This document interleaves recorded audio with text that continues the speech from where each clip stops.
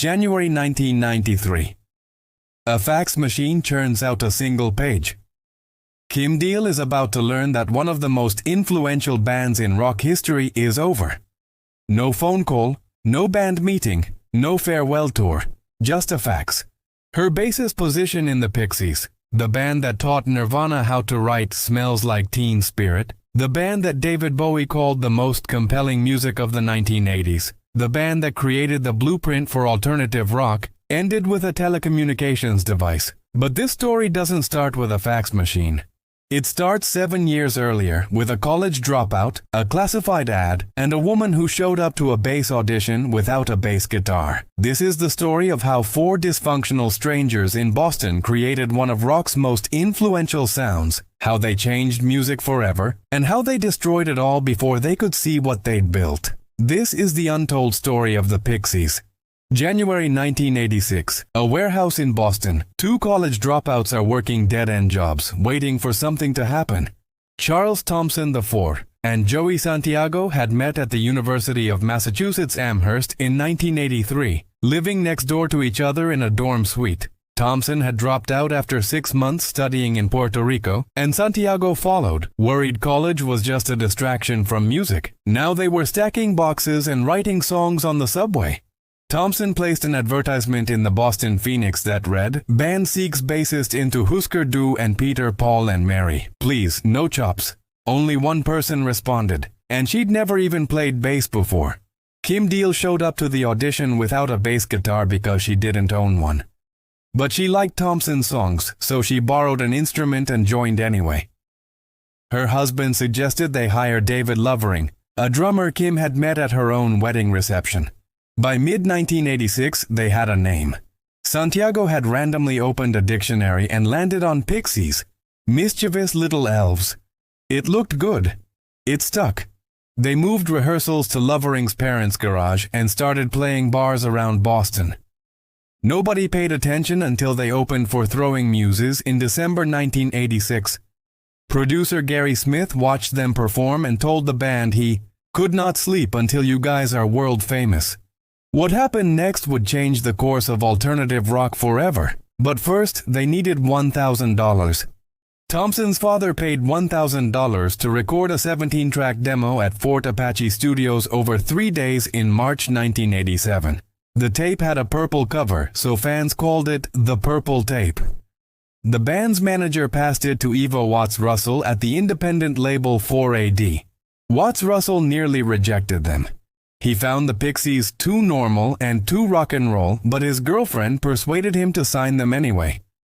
4AD selected 8 tracks from the Purple Tape and released them as the mini LP Come On Pilgrim in September 1987. The songs were unlike anything else.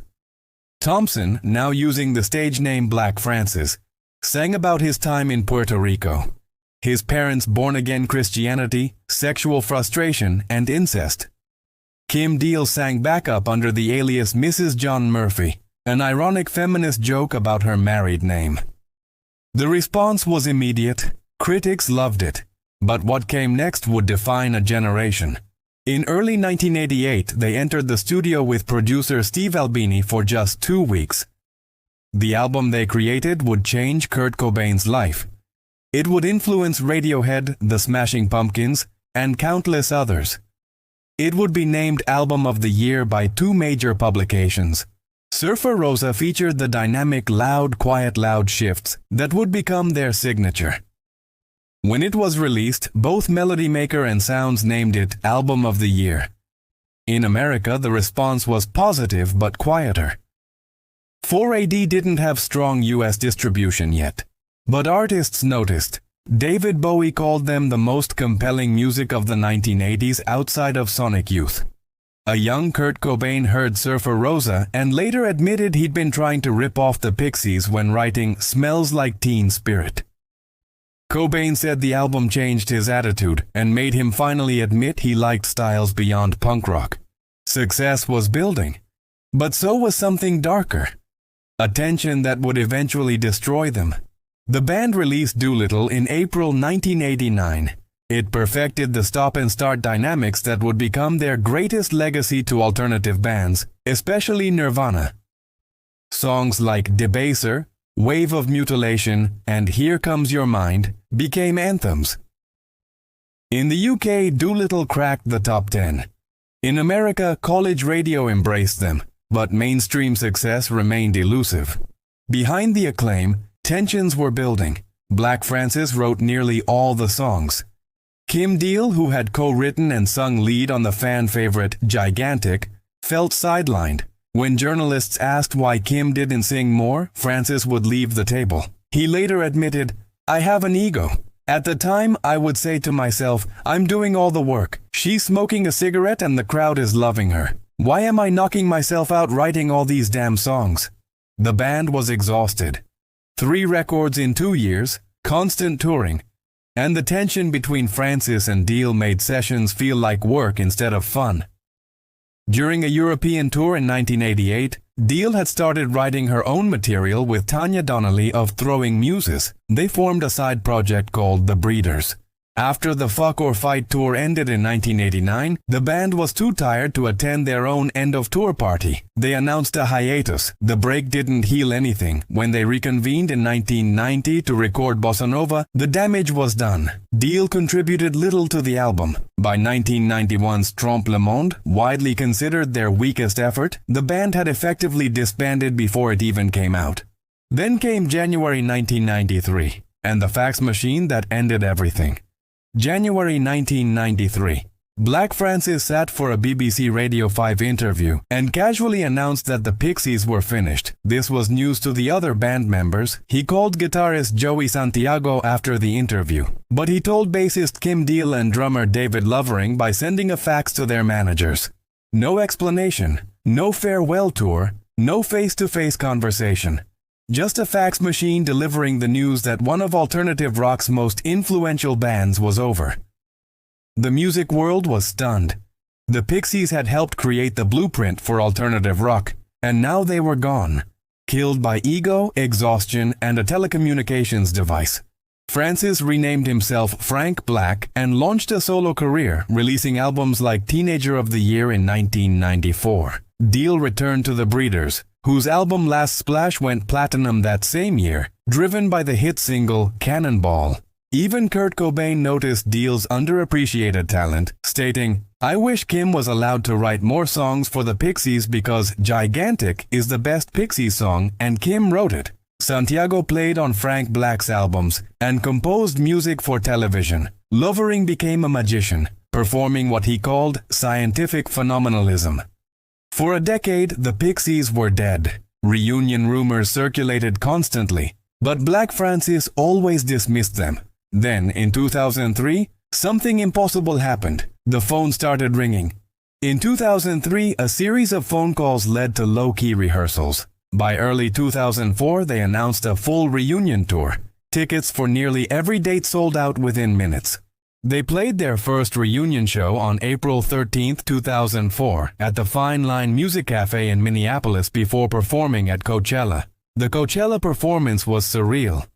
They were playing for kids who weren't even born when they released their records.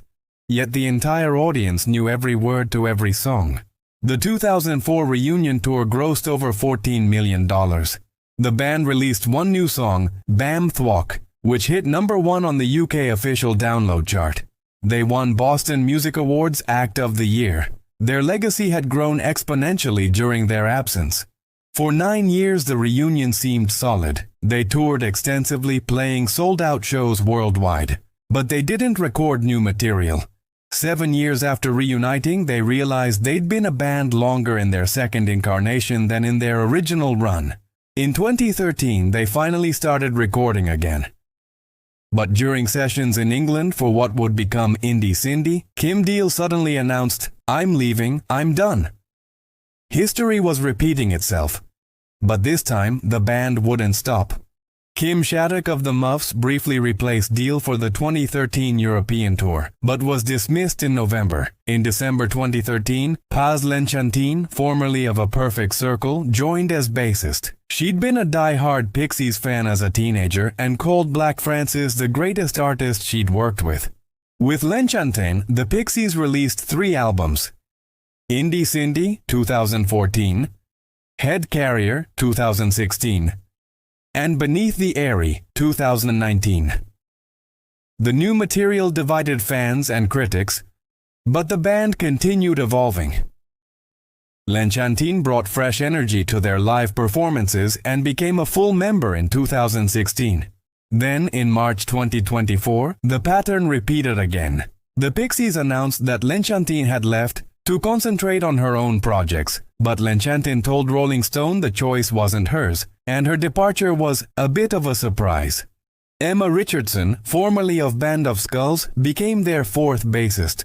3 of 4 original members remain. They're still playing, still recording, still firing bassists, but their influence, that's eternal.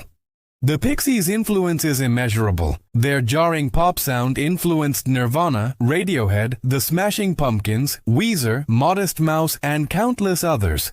Their loud, quiet, loud dynamic became the blueprint for 1990s alternative rock. Their willingness to be abrasive and melodic simultaneously opened doors for bands who refused to choose between accessibility and experimentation.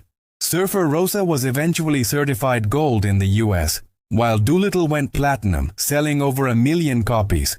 But their commercial success came after the fact. In their original incarnation, they achieved modest popularity in America, while finding greater success in Europe.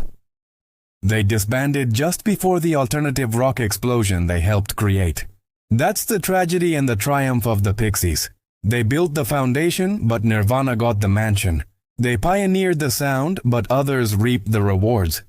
By the time grunge broke mainstream in 1992, the Pixies were already falling apart. Yet their legend only grew. Their influence extended beyond their record sales. They proved that art could be ugly and beautiful simultaneously, that dynamics mattered more than virtuosity, that weirdness could coexist with hooks. From a $1,000 demo recorded in 3 days to defining the sound of alternative rock, from a randomly chosen dictionary word to becoming one of music's most revered names, from 4 people in a garage to influencing generations of musicians, the Pixies never achieved the massive commercial success of the bands they influenced. They never won major awards during their original run. They spent most of their career fighting with each other. 3 of their 4 bassists were essentially fired. But every time a band shifts from quiet to loud in a single beat, every time a songwriter chooses surrealism over clarity, every time a punk band admits they like pop melodies, that's the Pixies' legacy. The story of the Pixies is the story of accidental revolution. They didn't set out to change music. They set out to make the music they wanted to hear. Charles Thompson wrote weird songs about biblical violence and sexual frustration. Kim Deal added harmonies and played bass lines she was making up as she went. Joey Santiago created guitar sounds no one had heard before. David Lovering kept the beat while pulling rabbits out of hats. They fought constantly. They broke up by fax. They've now cycled through 4 bassists across 3 decades. By any reasonable measure, they're dysfunctional, but dysfunction can be revolutionary. Black Francis once said the band could have survived if they'd just stopped and taken a vacation. Maybe he was right. Maybe exhaustion and ego destroyed something that could have lasted. Or maybe the Pixies were always meant to burn bright and fast, leaving others to carry the torch they lit.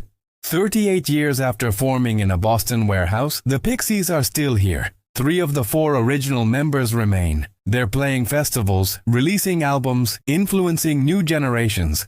And somewhere in the world, a young musician is hearing Surfer Rosa or Doolittle for the first time, the same way Kurt Cobain did in the late 1980s. Their attitude is changing. They're realizing music can be more than one thing. The Pixies proved that you don't need to be functional to be legendary. You don't need everyone to get along. You don't even need the same bassist. You just need 4 people who understand that mischievous little elves can change the world. This has been The Sound Vault, where every band has a story. And the Pixies' story proves that sometimes the most influential bands are the ones who never meant to be influential at all. They just showed up, made noise, and walked away. The noise is still echoing,